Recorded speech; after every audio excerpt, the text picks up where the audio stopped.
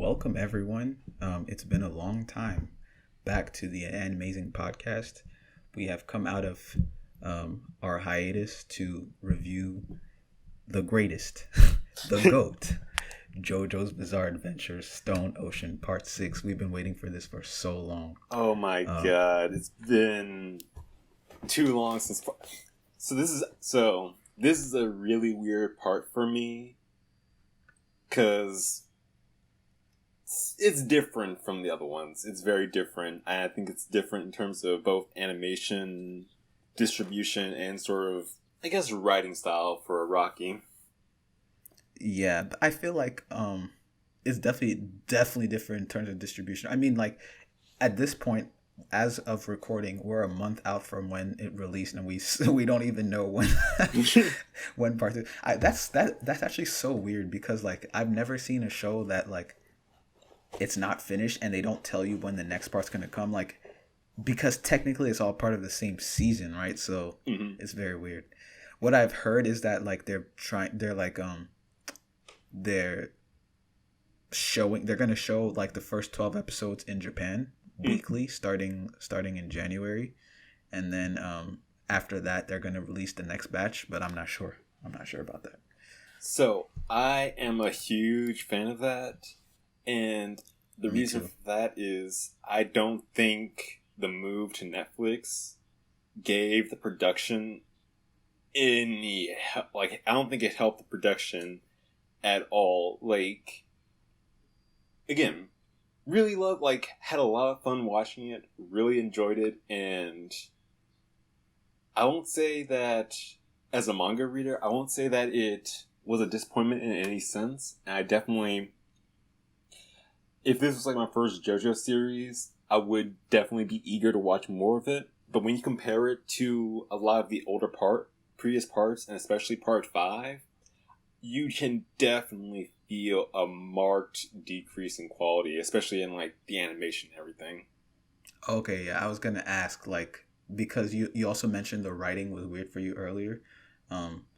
Yeah, I guess I don't pay much, or I try to, but I just don't pick up on animation stuff as much. So I didn't really notice what kinds of differences were there like for the animation. So they did use CG in like some weird places. I did notice that. Yeah, so a couple of things. So what I'm assuming, and this is just me like taking my educated guesses, but typically with anime, they're cranking out the episode. So as soon as like episode 1 gets released, they're probably working on episode 2 as soon as it debuts.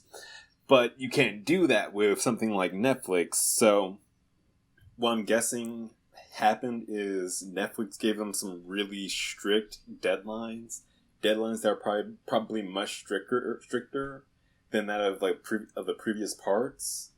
So they kind of had to rush it a little bit, and that's probably why you can notice that they use CG in a lot of weird spots, and that's mostly to sort of save on time. I will say that I think their use of CG in this is a lot better than the previous parts, despite CG being used sparsely. Like the scene where Jolene and Jotaro finally meet back up, that little satellite stand I thought was really well implemented. But you'll have other things like the character in the Zero G fight, or like the main villain stand, which is really odd, because I'm surprised they didn't get the people who did all the like CG openings. You definitely see like the model quality in the opening is a lot higher than the models used in the animation. But you can also see like some of the 2D is a little cheaper as well. But I do think that was to its benefit. Like if you look at the backgrounds, they definitely feel a lot more minimalistic. But I do think like that style kind of made it pop out a little bit more, made it a lot more appealing, and I think it did give it a bit of a much more unique vibe compared to the other parts, and I think it did to its benefit as opposed to like the CG, which kind of hurt it a little bit. Yeah, I think in with JoJo in general, to me, it's like the quintessential series that doesn't actually need that much like high quality like Sakuga animation to be Yep. good, because even when you just look at the comic, it's like it's one of those stories that's like very suited to the medium it's made in. Like Araki made sure, like the fact that it's so centered around poses, like when you translate that to animation, you're gonna want to keep that style, right? That's probably part of the reason why David Pro did you know, the whole sound effects thing, and like they did like in some parts they do like the comic paneling stuff, because like that's part of the charm of it, like the way it's presented. And like, you know, if you honestly, like if you try to go Sakuga with it, it might actually turn out worse in a lot of ways. So I feel like with JoJo and with this part included, it's like I don't think it hurts it really that much.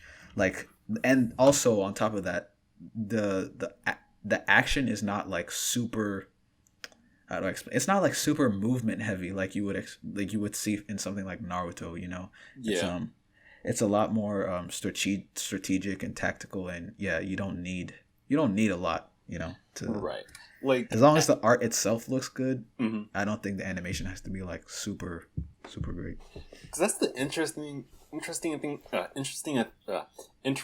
thing about JoJo's is it's almost like they're like two separate movement modes. It's like the stand still, strike a pose, like super static kind of scenes, and then there's the explosive, like rapid punch kind of scenes.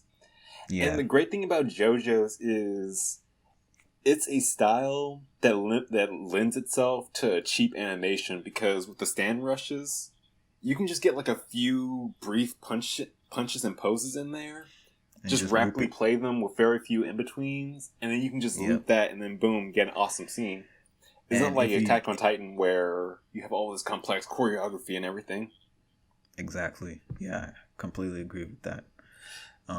What did you think was weird about the writing?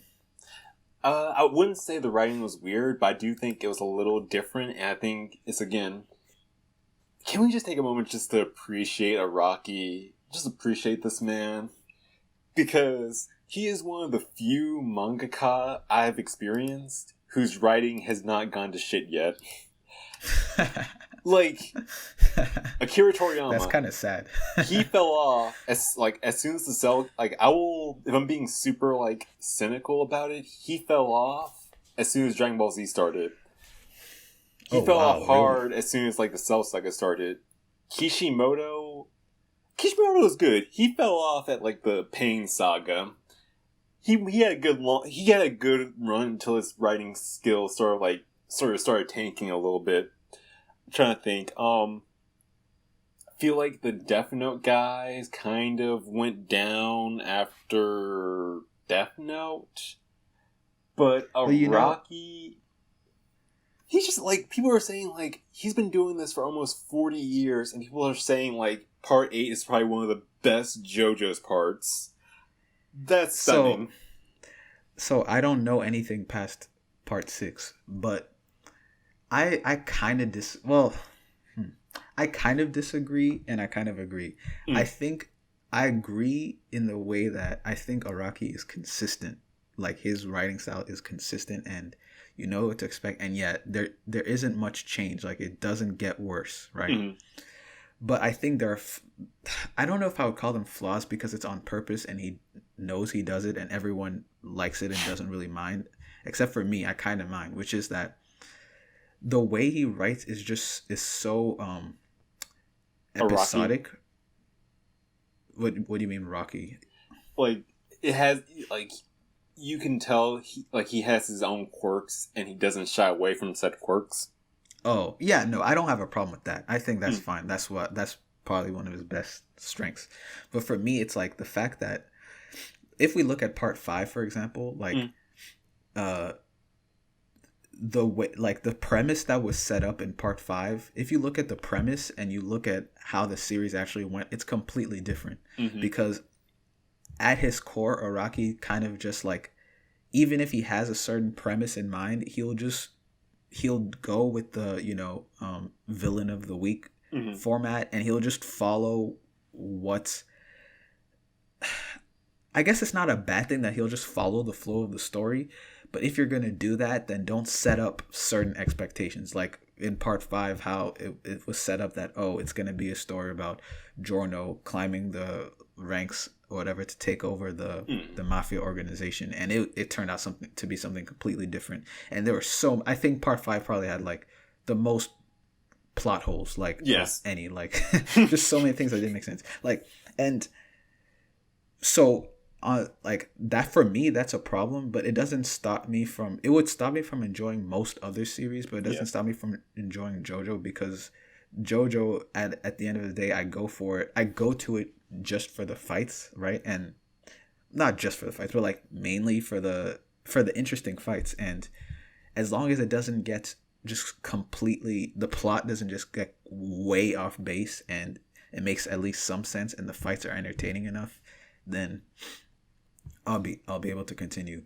But I think part 6, I agree with you that part 6 is different from other parts, but I think it's different in another way, which is, I think so far, at least for these first 12 episodes, it's more focused. Like if we compare the first 12 episodes of what's it called, part 5, to the first 12 episodes of part 6, I think this has been more focused, and I think it'll be very difficult for him to go off track of his plot line, because it's so clear what she has to do. Like she has to get her dad's stand back and his memories back. So it would be so difficult for him to go off the plot for this, which is why I think I'm gonna end up liking part 6 a lot by the end of it. Yeah. So I read part 6 about like 7 years ago. God, I feel old. And I can and while my memory of it is pretty fuzzy, it does continue with that sort of writing style throughout. There's there's never like a really big 180 shift kind of thing like there was in like part 5.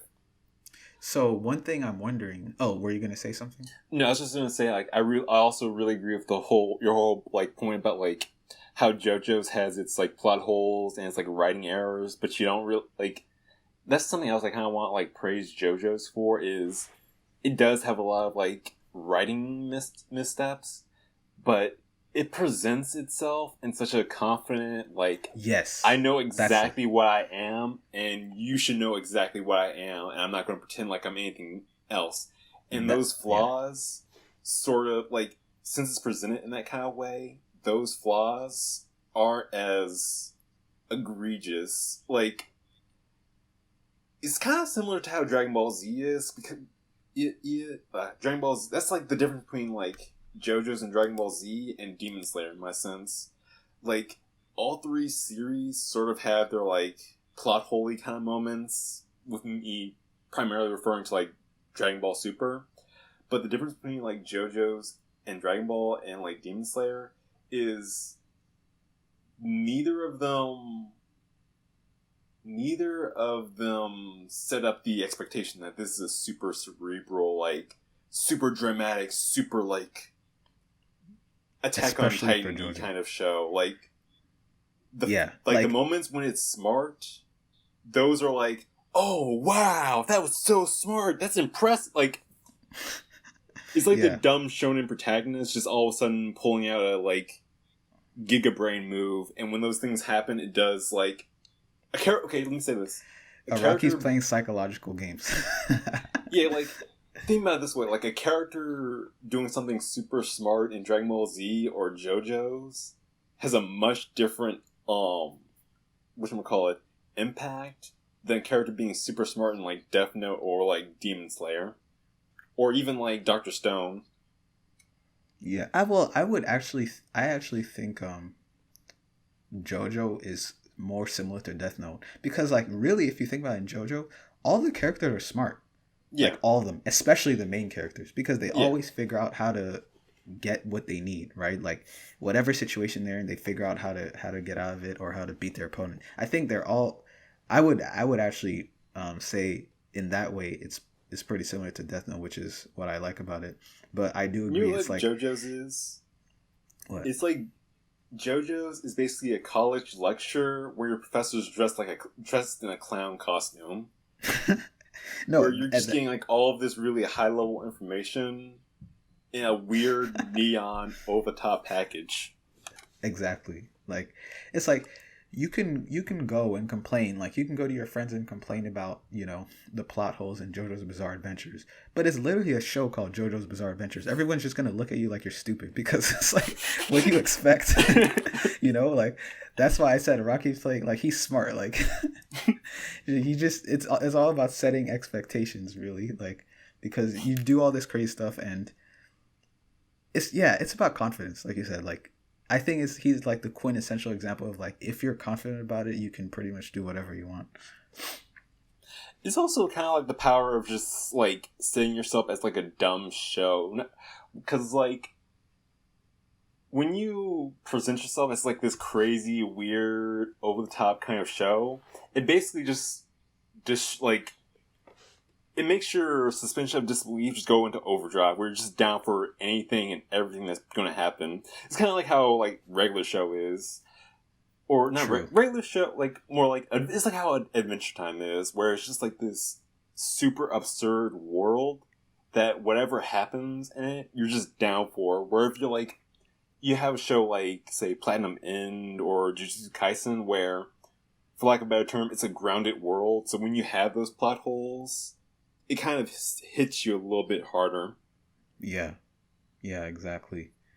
It's even when you also consider the fact that, at least for, I don't know how it is for people in Japan, but like at least here in America, like getting someone to get past like the shock value of like when they start watching like JoJo is weird even for anime. Like even anime fans are like, what is this? And it's kind of hard to get them into it, and you always have to be like, just keep going and you'll see, like, part one, just you'll get used to the weirdness, and once you get used to the weirdness, it's really good. So when you go in with that level of like expectations, then you can really get away with anything after that. You can do whatever you want. Like I've always thought of like the JoJo's fandom as the zombie virus of anime fandoms, because you all just like go up to someone's like, read it. Yeah. And if you like read it and succumb to it, you're the exact same. Like I remember back in like freshman year of college, a friend of mine was just like telling me about JoJo's, and I was like, yeah, okay, sounds alright. Telling me about JoJo's, like, okay, I'll give it a watch. And now I'm just like, JoJo's. It's the exact same thing for me. That's exactly how it happened for me. Like, they even told me, they're like, it's gonna be weird, but trust me. And I was like, okay, all right. So honestly, once you get past like part 2, that's when you're hooked. Yeah. Oh, well, I was hooked in part 2. Part 2 is still my favorite part. Yeah. Like so far. So yeah, I would say so. I think I was super, like, pretty much like when Jonathan died at the end of part 1, I was like, whoa, this is different. This series is interesting. Yeah. But yeah, so about Stone Ocean, what do you think about Jolene as a character, as a main character? Or I like her a lot. I think she might be either my second or third favorite JoJo right now. And I think she's an incredible, like, you can tell Araki was trying to like make up for his mistakes of Giorno by having her be like a lot more bold, a lot more like energetic, and a lot more of a drive for the plot. Like she is definitely not like a background character like Giorno was. True. Yeah, I agree. I like how she's like, she's rebellious. And when I think about it, she's actually a lot like Jotaro, which makes sense, I guess, since she's his daughter. But like, she's like rebellious, but she's also righteous. Like she has a code, and she sticks to it. So I like that. And yeah, I do have an issue though with what do you think about the premise of this? Actually, let's talk about that. What do you think about the premise of part 6? So if I was being blunt about it, so like, I feel if you put it bluntly, the premise is basically teenage girl gets framed for a crime and then sent to like a prison where all of the prisoners start developing superpowers. I think that sounds pretty cool. If you told me it was orange is the new black but awesome, I would be super down for it. But I think I think the premise. I'm trying to decide how I feel about like. I have a major issue. Oh no, go ahead. Yeah, because I'm trying to like articulate it. I think it's I don't think it's my least favorite like setup, but I think it's it doesn't really. Let me say this: if you told me this premise and didn't tell me it was a JoJo's part, I probably wouldn't be as interested.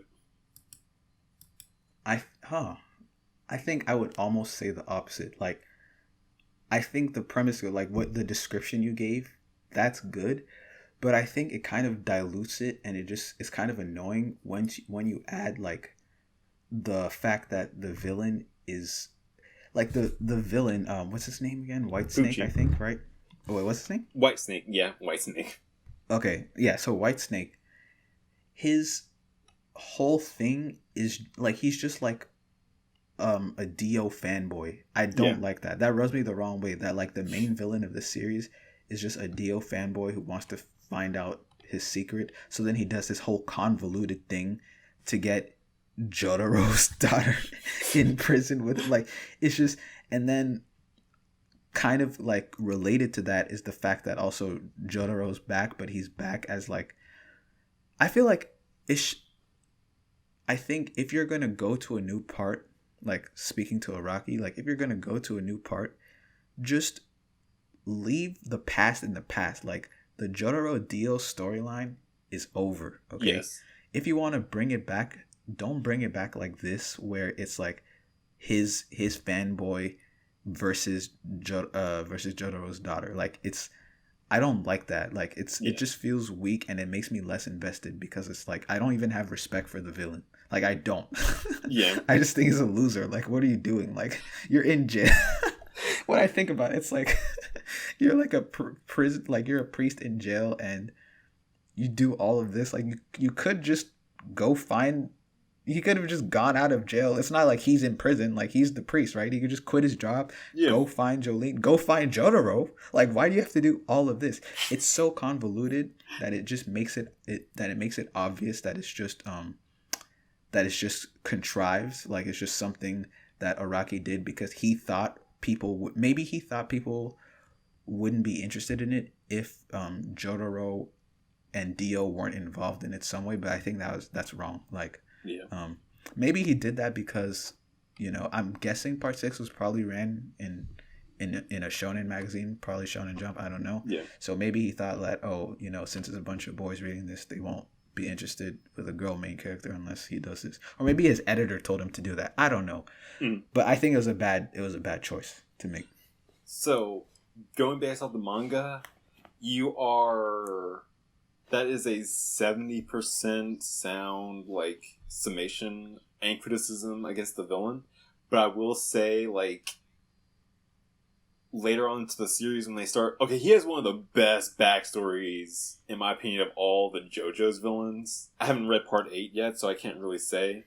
Is there more to it than what we've seen in the first 12 episodes? His goals are the same, but they expand on his reasoning for it a little bit more. Oh, okay. All right. Like, I see. His reasoning, like him being a Dio simp, is a reason, but it isn't the reason. Oh, okay. I guess that's okay. That's good then. I want to see what that is then, because if it's just this, then I think it's kind of lame. But yeah, okay. Let's that's just fine say then. this. Pucci has easily the second best style out of all the JoJo villains so far. Even of all the JoJo's villains. He has a very good character design, and there was someone else. I mean, actually, all of the characters in this have great character designs. I think this might be. I mean, I always say this. I think Araki just simply gets better. Like especially after starting from Part 5, especially, I think the character design is just like. Where they're taken to another level. Yeah. So yeah, those are really good. So I was kind of surprised about that. Like, Jotaro is such a weird character. Like, I don't understand. Like, I still right now I can't figure out if like what he did is like good parenting or bad parenting. It's parenting. Like why? That's so crazy. Like just instead of like I don't know getting her out of jail or something, you give her.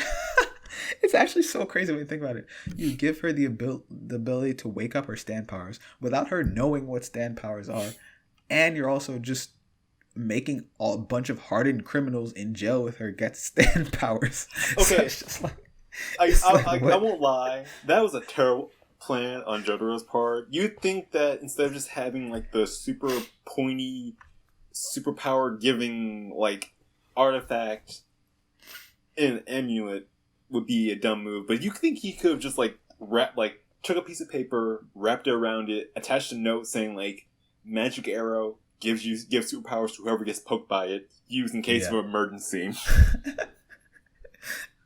That would have been much simpler, but I guess that's not how JoJo's works. The other thing about it though is that kind of drives me this is like a weird thing about anime for me, but what is it about becoming a dad? Like, why is it that all like shonen protagonists just become bad dads? Like Goku, Naruto, and now freaking like Jotaro.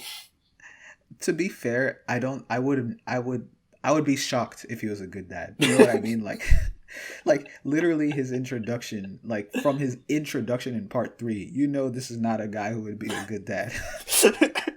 You know, like, so I think at the very least I can say it's in character. Like, I'm not surprised, but I mean, when he sucker punched her, I was like,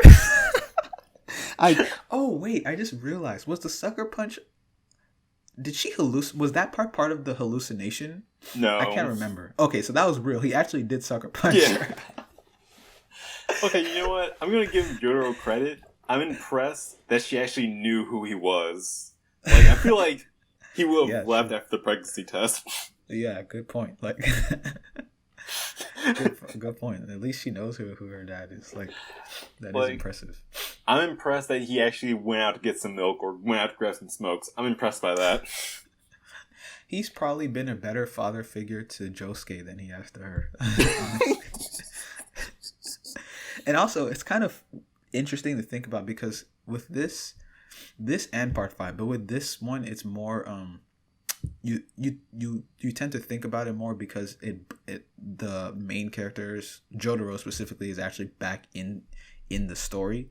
But like, this is one of the only ones where technically I guess what I'm saying is it's interesting to think about the fact that in this world Josuke is still out there, right? Yep. So you kind of have 3 JoJos all alive at once, and it kind of feels kind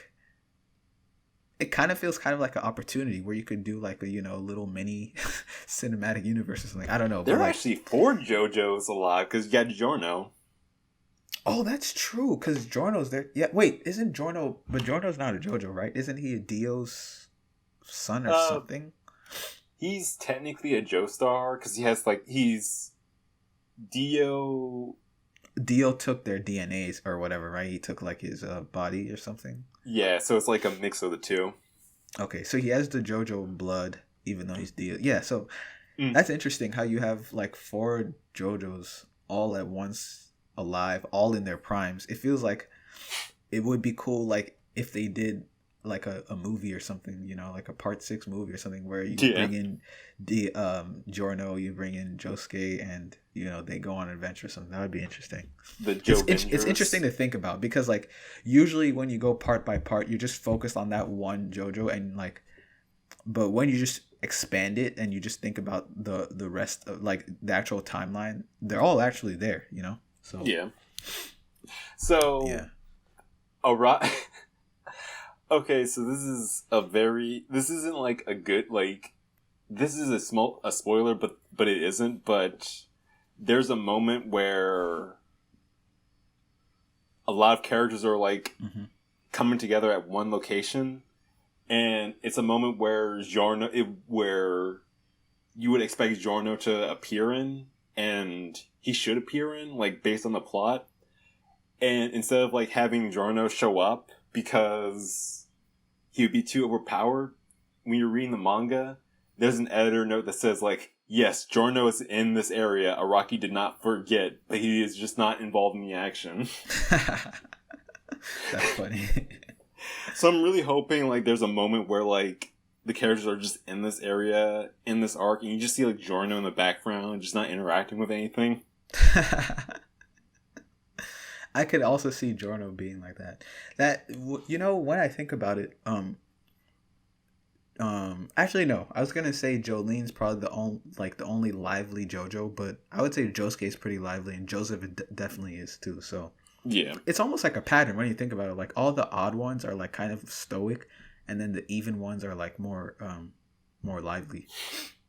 You're right. Yeah, you're really right about that because the Part 7 protagonist is super stoic. Oh, really? Okay. Wow. So maybe that's like on purpose. He probably does that on purpose.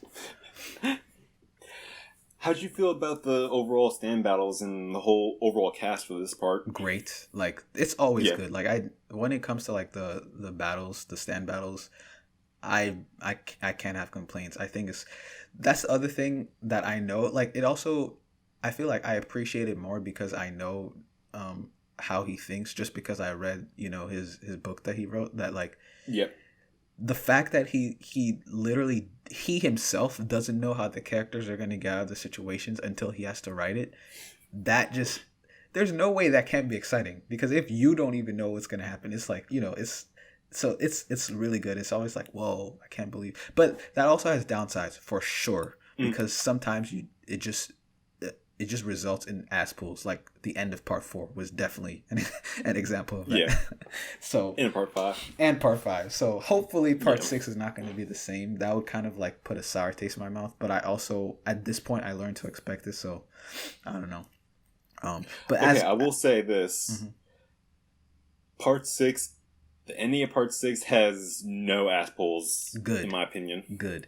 I think based on how I feel like my experience so far with the first 12 episodes, I think I'll be like, as of now, I'm thinking that by the end of part 6, it's probably going to be my third favorite. Like after part 2 and part 3, it's probably going to be part 6. I'm guessing. Same.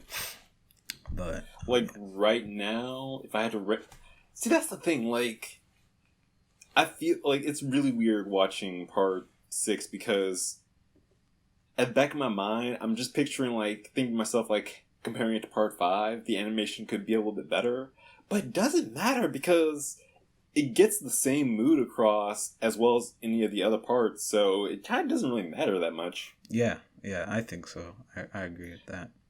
Like, for me, right now, I think if I had to rank my favorite JoJo parts, I think part 5, part 2, and then part 6 would be how I rank them so far. Oh wait, part 5 is your favorite? I didn't know that. Yeah. 5, 2, and then 6. Or maybe I did and I just forgot because it's been so long. Like, now that isn't like an indication of quality. I think if I'm ranking them quality-wise, I think it's probably like 4, 2, 3, 5, 6, then 1. Yeah.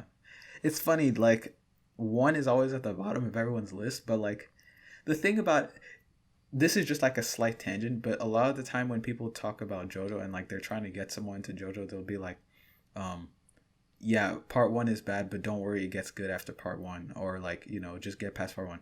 But the thing is, it's not even that part 1's bad. It's just that all the other parts are just so good, It's just like the quality jump between part 1 and part 2 is just so absurd. Yeah, like it's not even like, it's no hate to part 1 at all, but that it just simply goes to show how much better the other parts are. Like the other parts are just so good, especially 2 and 3 for me. So like, I feel like part of all the other big manga that came out in that time period, part 1 has probably aged aged the best among most of them. True. I tried reading Fist of the North Star a while back and I could not, like. And then again, I think that was probably after Fist of the North Star, though. I'm probably getting my timelines wrong, but yeah. It's around the same time. It was like part 1 came out around the same. Like part 1 came out in 1986, I believe. Oh, okay. And 1 second. Let me see when. Wow, so that's like part 6. Like part 1 has aged like so much better than Dragon Ball. Yeah, definitely. It's aged. I mean, it's really funny like seeing the rise of JoJo. I mean, I'm sure. I mean, I know from hearing about it that it's always been popular in Japan, but like seeing it get popular in the U.S. is it's, I guess it's been like a slow burn, but it's like it just gathers more and more momentum, and then it's just uncontrollable at this point.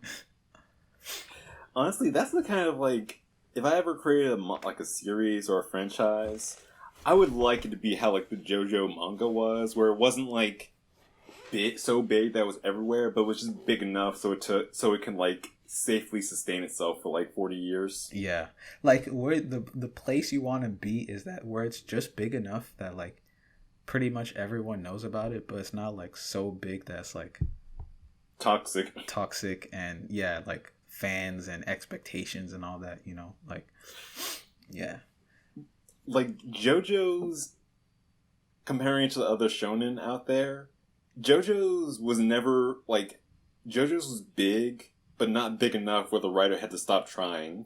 Yeah, like I think so. Araki, I legit think Araki couldn't just like in like part 9 introduce Superstar Platinum God Star Force Power or something like that and just make a reskin of Star Platinum. I don't think he would do that though. Like that's just not who he is. Like there are writers who you can tell they this kind of sounds like mean, I guess, but they treat it like a business, right? Like yeah, and like they don't really care that much, right? They just do what's popular. They do what they know is going to be popular. That's the best way to put it, right? And in a way, Araki's like that. In a way, Araki doesn't care either, but he cares. How do I put it? He doesn't care about the fans as much as he cares about himself, I think. I think he mainly just cares about like making something fun for himself, and I think that's the difference. See, that's the thing. Like Araki, from reading his book, he's the perfect middle ground for that, where he doesn't create something for other people. He creates something for himself and then refactors it for other people. Yeah, and I think that's a good way to go about it, you know. But back to part 6. Any stand battles that really stood out to you? Let me think. Stand battles. I wouldn't say Okay, I would say probably the second to last one. The one, I forgot the name of the character, but the one in the warehouse, like right before she got out into the courtyard. Yeah. What was it? The dude who controlled like the weather, or no, not the weather, gravity. Jumping Jack Flash. Yeah, that guy. That was probably my favorite one. Because it had. I honestly think I can confidently say I don't think I've seen a fight that had that much. You know, like usually when you watch a fight, it'll be like, oh, okay, the villain is winning, but then no, tables turn, the protagonist is winning, but then no, tables turn, villain's winning, and then finally tables turn, protagonist wins. That happened.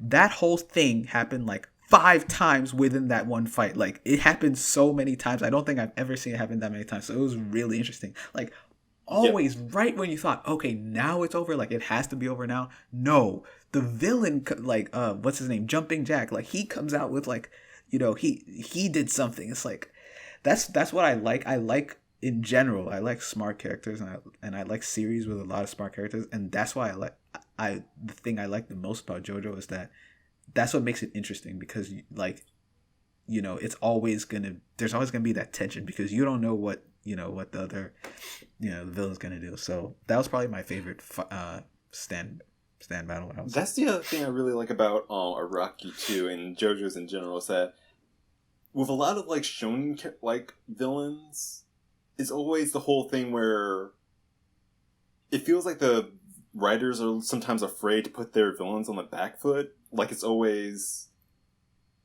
main character's getting his butt kicked, and then all of a sudden it just becomes like a slow, like, power shift where now the main character has all the strength, and now he's doing all the, oh yeah, he's the winner now. With JoJo's, like, I really appreciate how the villains can be, like, there's the power dynamic shifts a lot, like where you see the villain like, holy crap, I'm in trouble, this isn't good, Right. and it just bounces back and forth. Yes. It's not like at the very end where it's just like, oh no, this is impossible, how could this have happened? Yeah, totally agree. And I think with the warehouse fight, there is even another factor added on top of that, which is the presence of forgot his name, but the weather forecast, the dude with the weather forecast powers, because like weather forecast. Yeah, weather forecast. That's such a.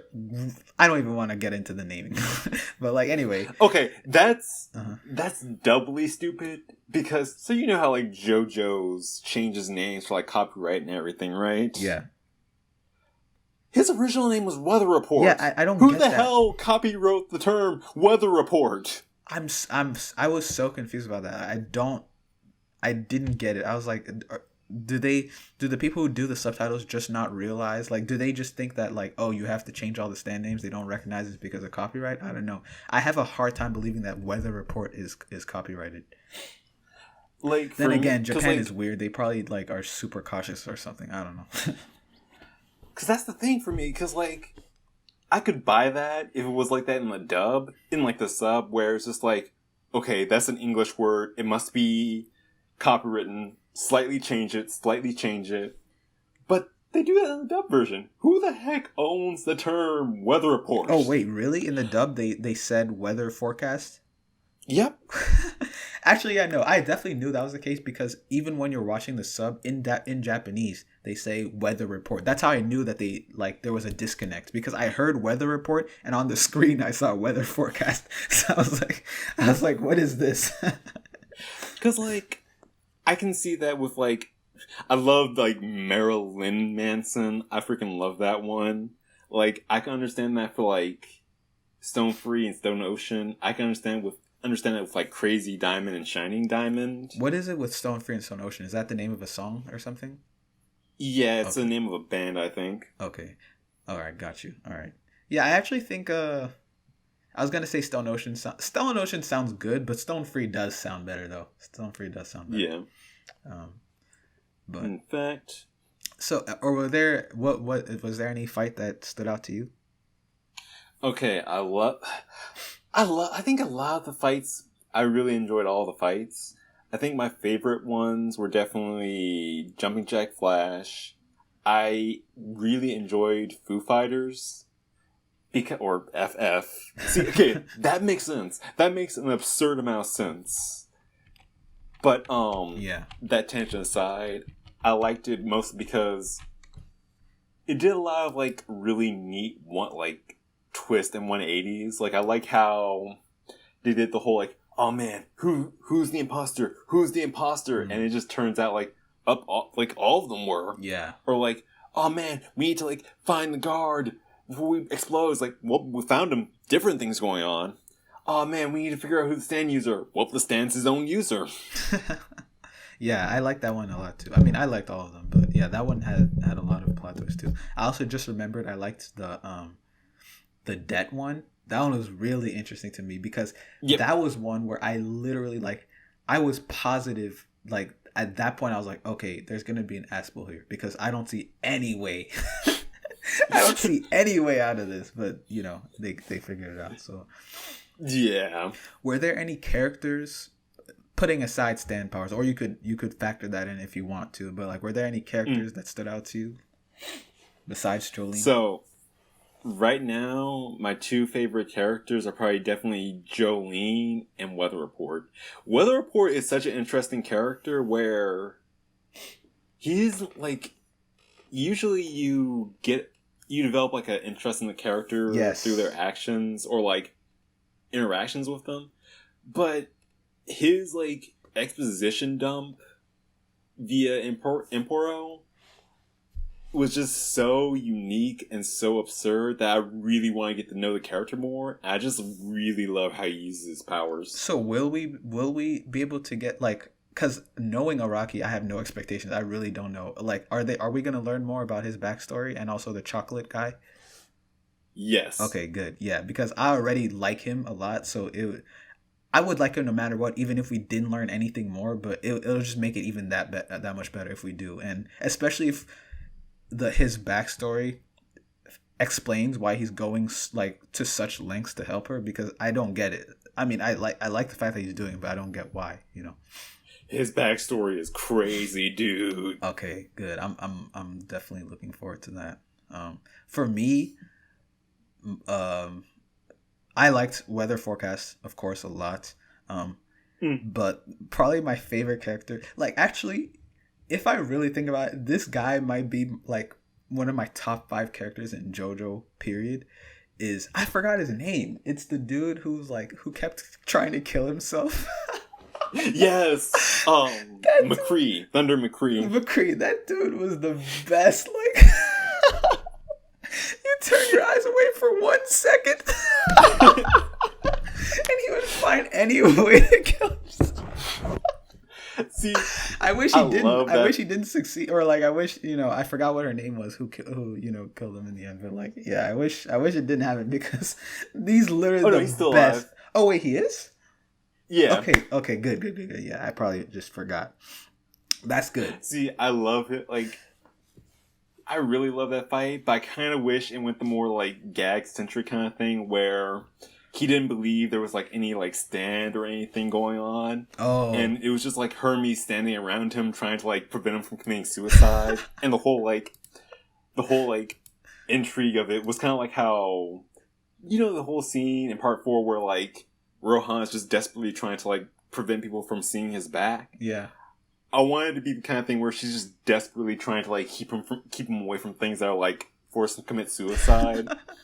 And it just keeps getting more and more minuscule. Like, one interesting. Oh no, he accidentally tipped over a bucket or something like that. Yeah, like it was just so funny how like no matter what she did, like even like when it seemed like she was like close to like reasoning with him, he would just twist everything into a reason to kill himself. He's definitely like one of my top 5 favorite JoJo characters. I love that guy. Oh, yeah, especially for the. He might be the best villain, like villain of the week of this part of this series. I think. Yeah, definitely for me, easily he is. And I also liked as a villain, I also liked Foo Fighters, like, because Foo Fighters is so interesting because it actually got kind of deep in a way you wouldn't expect, because it's like Foo Fighters is like not actually a person, but then when they become a person, like she has a personality, and it's a funny personality. It's like I liked it a lot. In fact, Foo Fighters reminds me of a lot of Oh, you haven't seen Chainsaw Man yet. Well, I'll talk to you about this once you see Chainsaw Man. But Foo Fighters reminds me a lot of a character in Chainsaw Man. See, I love how Araki handled the whole like Foo Fighters taking over someone's dead body. Because like I remember when the first character like exploded, I was like, oh no, that was so bad. Like, how tragic. And I like how the point where like, oh yeah, she kidnapped a random kid. And I was like, all right, she's in prison for a reason. Exactly. Yeah. So, one other thing. This is probably the last thing I have to say, I think. It's a question, actually. So, because I know you read the manga. So, I looked it up, and these first 12 episodes, I guess I'm kind of confused in a way, because it feels like the way it's set up, it feels like it's a halfway point, because she had to get the 2 discs, and she got one of the discs successfully to the foundation. I forgot what they're called. But when I looked it up, it seems like as of like these first 12 episodes are only like a third of what's in the manga for part 6, which means there's like 2/3 of the story left. So is the rest of the story it's just gonna be like, it's gonna take a lot longer to get the second disc, or is there going to be more to the story aside from like, is there more to the plot aside from the discs thing? Yes. Okay. So like right now, this for me is basically like this is the first of 4 arcs. Oh. And the last arc is just like the final battle with the main villain. Oh, okay. So like I see. So there's 4 arcs. Okay, got you. Yeah. Okay. And when I say arcs, there's location changes. So like there's basically you can think of it as like location changes where they're just moving from one spot to another, kind of. I see. That makes sense. Okay. All right. So I'm guessing then that means that we're going to get I guess I don't know when we're going to get it, but I guess we're going to get like 3 more 12-episode runs, probably something like that. Yeah. Hopefully all within next year. It would be kind of wild if like it took into like 2023. Yeah, this is definitely I'm guessing this is going to be like a 48 episode anime. Yeah. Based on like how this is being adapted right now. Okay. Yeah, I can see that. All right. Yeah. Is there anything? Oh, I forgot. We used to do the most bizarre moments, sir. But I don't even. I mean. Yep. I was always bad at those, and I'll be bad at it now because everything's bizarre. But like, is there anything else you want to say, or anything you want to mention? Okay. So top 3 most bizarre moments. I am going to. Okay. So the first one for me, and these are in no particular ranking or anything. The frog raining, that's a definite one for me. Yeah, that's wild. I definitely appreciate, like, Hermes using, like, panties as a form of hostage negotiation with McCree. And it failing. That's actually the bizarre part. The fact that it failed. I love McCree, man. I know, right? And the final one was the Inception stand battle with like Whitesnake and the sniper dude. Ooh, yeah, that was another good one. That one was really good. I did not see that coming. That's definitely, I find that one really interesting because I think it's the biggest Araki forgot moment, but I also think that's debatable because we established that like Whitesnake has the ability to steal like stands and everything. So you could argue he was just using a stand from someone he stole. He was using a stand power he stole from. Mm-hmm. So I'm guessing like that's kind of how like you could sort of justify that, but definitely one of the standout moments for me. Yeah. For me, like I said, I think everything's weird, of course, but I guess probably maybe the most bizarre thing in these first 12 episodes is probably just like the existence of Emporio and like that whole situation with him and like his ghost thing and all that. That's just all very weird and borderline creepy to me. And yeah, and the fact that there isn't much explanation. I mean, the explanation itself just made it creepier. Like I probably would have been better off without it. So yeah, that's probably the most bizarre thing to me. But I like Emporio. I find it interesting. He's like the first stand user who doesn't have like a manifested stand. How did he get a stand? Because he had one clearly before Jolene came into the prison. So do they explain that, or is just something? I think in JoJo's they established that sometimes people can be born like not everyone is like gets their stand from the arrow. Some characters are born with stands and some aren't. So like all the characters in part, whatchamacallit, 3 were born with a stand. Giorno and Josuke were both born with stands, so he's probably in that kind of category. Okay. I wonder if is there a reason he can't get out of the prison? Like, is there a reason why he wouldn't have just gotten himself out of that prison a long time ago? I'm assuming that's just because that's all he knew, because he was just born in prison and he didn't have like okay. The priest didn't adopt him like he did in like they did in part 5. Oh yeah. Okay. Also, I have a random fan theory. What? You know how like Jolene is in jail because they accidentally ran over that guy? Yeah. If you look again, the dude had pink hair. That was one of Diavolo's deaths. Oh my god. That's canon. That's not even a theory. That's canon right there. Oh man. So now I'm just like picturing like Diavolo respawning only to get grabbed by some random dude and thrown into a car. Oh man, poor Diavolo. All right, if that's all, then this has been our review of episodes 1 through 12 of Stone Ocean JoJo Part 6. How would you rate them? Oh, I forgot. I would give it a solid 8. Same. Yeah, like I think it would be difficult like for it to be lower than that even for the rest of the series. Like Part 5 aggravated me at some points, like especially the stuff like this is getting on a tangent, but like especially the stuff with like I forgot the name of the character who just like left the crew in the middle of like right before like the decisive battle. Anyway, as long as Part 6 doesn't do stuff like that, then I don't think I have a hard time imagining it'll get lower than an 8. So yeah, that's me. Yeah, like Araki. This is one of the parts where Araki has been the most like. There were some parts where Araki, you can tell Araki wasn't like fully committed to like a single plot line. Mm-hmm. This is one of those where he's like the most committed. Okay, good. Because I think that's like when I think about my favorite parts, it's those parts like 2, 3. Those are like very specific, especially 3, like very focused plot line, and I think it works well when he does that. So yeah, fully Part 6 will be the same.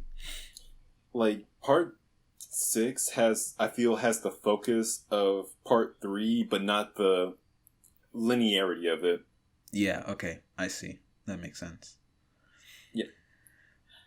Yep, I agree. Definitely 8 out of 10 for me, and might be one of the best show. It's not the best show I've seen all year, but it's definitely the one that's entertained me the most. Yeah, and yes, I would say same, but like I really haven't even seen that much this year. Honestly, I have not watched that much. I'm pretty sure the last new anime I watched was what we last reviewed, which was Jujutsu Kaisen. Like that's how long it's been. I've been watching a lot of American shows though. I would say Invincible is probably my favorite of this year, but that's off topic. You know what I'm starting to realize? Winter's when all the good anime comes out. That's so true. Even last year, like that's true. Like winter is always very strong. There's so much stuff. Even like Beastars, I still need to watch. There's so much stuff I need to watch from this year. Yeah, it's like next year we're getting like the comeback of Bleach and Chainsaw Man. What the heck? Oh my god. Bleach coming back. I literally, I really truly do feel like if there is any evidence after 2020, besides like all the stuff in 2020 that we're in an alternate timeline, Bleach coming back has to be the biggest piece of evidence. Like we are completely way off track in our timeline, but I'm okay with that. Okay, if we get Bleach back, I'm good with that. I'm so excited, especially.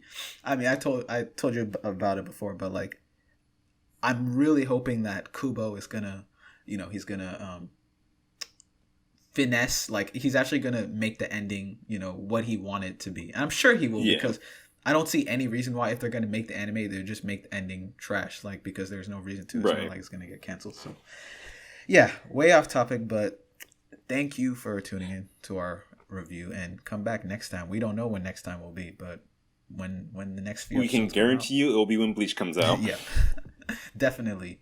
So yeah, thank you and Happy New Year. Bye. Happy New Year's. Like, comment, subscribe, and hit that bell like you're a Stan Russian Diavolo. Butcher that like hell. See you next time. See you. Bye.